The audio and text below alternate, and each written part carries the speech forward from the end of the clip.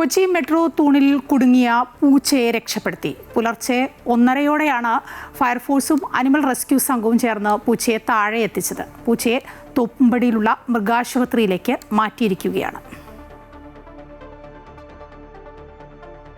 അശ്വതി ചേരുകയാണ് കൊച്ചിയിൽ നിന്ന്. അശ്വതി, എങ്ങനെയായിരുന്നു രക്ഷാപ്രവർത്തനങ്ങൾ?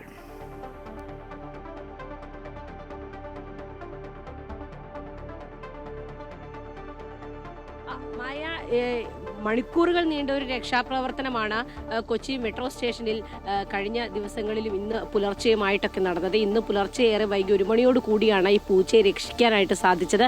ഇതിൽ ആദ്യഘട്ടത്തിൽ വലിയ വെല്ലുവിളി, മെട്രോ സർവീസ് നടക്കുന്നതിനാൽ ഈ ആളുകൾ ഇതിന് മുകളിലേക്ക് റെസ്ക്യൂ ടീമിന് കയറാനോ മറ്റോ സാധിക്കുമായിരുന്നില്ല. അതുകൊണ്ടാണ് ഇന്നലെ രാത്രി മെട്രോ സർവീസ് എല്ലാം അവസാനിച്ച് 11 മണിക്ക് ശേഷം ഇത്തരത്തിൽ രക്ഷാപ്രവർത്തനത്തിന്റെ ഒരു സമയം ക്രമീകരിച്ചത്.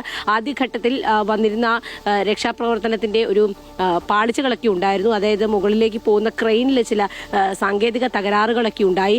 അതുകൊണ്ടാണ് ആദ്യഘട്ടത്തിൽ കൃത്യമായിട്ടുള്ള രക്ഷാപ്രവർത്തനം നടത്താനായിട്ട് സാധിക്കാതിരുന്നത്, ഈ പൂച്ചയെ പുറത്തെത്തിക്കാൻ സാധിക്കാതിരുന്നത്. മാത്രമല്ല, ഈ പൂച്ച പേടിച്ച് ഈ ഗർഡറിന്റെ, അതായത് ഈ മെട്രോ പില്ലറിന്റെ ഗർഡറിന്റെ വിടവിലേക്ക് പോകുന്നതും വലിയ രക്ഷാപ്രവർത്തനത്തിന് വലിയ ദുഷ്കരമായിരുന്നു. പിന്നെ അവിടെ പൂച്ചയെ പിടികൂടുന്നതിന് വേണ്ടിയിട്ടുള്ള, രക്ഷിക്കുന്നതിന് വേണ്ടിയിട്ടുള്ള ഒരു കൂട് സ്ഥാപിച്ചിരുന്നു. അതിലേക്കാണ് ആ പൂച്ച വന്നത്.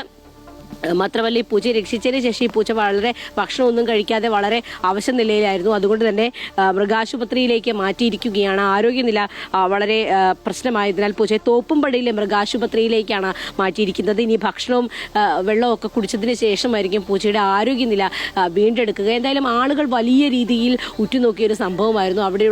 അവിടെ തൊട്ടടുത്തുള്ള ഓട്ടോറിക്ഷ തൊഴിലാളികളൊക്കെ സജീവമായിട്ട് ഇതിനൊപ്പം തന്നെ ഉണ്ടായിരുന്നു. മണിക്കൂറുകൾ നീണ്ട, ഏകദേശം 14 മണിക്കൂർ നീണ്ട ഒരു രക്ഷാപ്രവർത്തനം തന്നെയായിരുന്നു ഈ കാര്യത്തിൽ ഉണ്ടായിരുന്നത്. ഏറ്റവും അവസാനം ഫയർഫോഴ്സും അതുപോലെ തന്നെ അനിമൽ റെസ്ക്യൂ ടീമും ഒത്തൊരുമിച്ചുള്ള ഒരു സഹകരണത്തോടെ പ്രവർത്തിച്ചതിന്റെ അടിസ്ഥാനത്തിലാണ് ഈ പൂച്ചയെ പുറത്തെടുക്കാനായിട്ട് സാധിച്ചത്.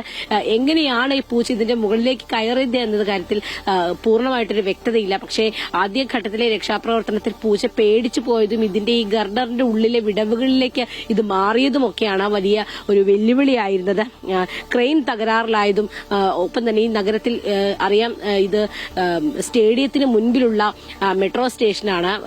അന്താരാഷ്ട്ര സ്റ്റേഡിയത്തിന്റെ അവിടെ വലിയ ഗതാഗത കുരുക്കൊക്കെ ഉള്ള ഒരു സ്ഥലം കൂടിയാണ്. അപ്പോൾ അതെല്ലാം പരിഗണിച്ചുകൊണ്ടാണ് ഇതിന്റെ രക്ഷാപ്രവർത്തനം 11 മണിയിലേക്ക് പോയത്. വൈദ്യുതി വിച്ഛേദിച്ചു, മെട്രോ സർവീസ് ഒക്കെ അവസാനിച്ചു. അതിനുശേഷമാണ് രക്ഷാപ്രവർത്തനം നടത്തിയത്. എന്തായാലും 14 മണിക്കൂറാണ് ഈ രക്ഷാപ്രവർത്തനത്തിന് വേണ്ടി എടുത്തത്.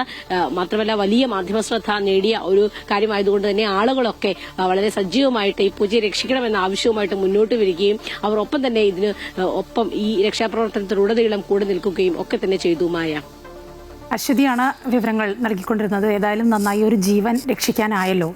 മെട്രോ തൂണിൽ കുടുങ്ങിയ പൂച്ച, അതിനെ രക്ഷിക്കാൻ ഏറെ സമയമെടുത്തു. പുലർച്ചെയാണ് ഫയർഫോഴ്സും അനിമൽ റെസ്ക്യൂ സംഘവും ചേർന്ന് പൂച്ചയെ താഴെ എത്തിക്കാനായത്. ഏതായാലും പൂച്ചയുടെ ആരോഗ്യസ്ഥിതികളൊക്കെ ഇനി മെച്ചപ്പെടുത്തേണ്ടതുണ്ട്. തോപ്പുംപടി മൃഗാശുപത്രിയിലേക്ക് മാറ്റിയിരിക്കുകയാണ് പൂച്ചയെ.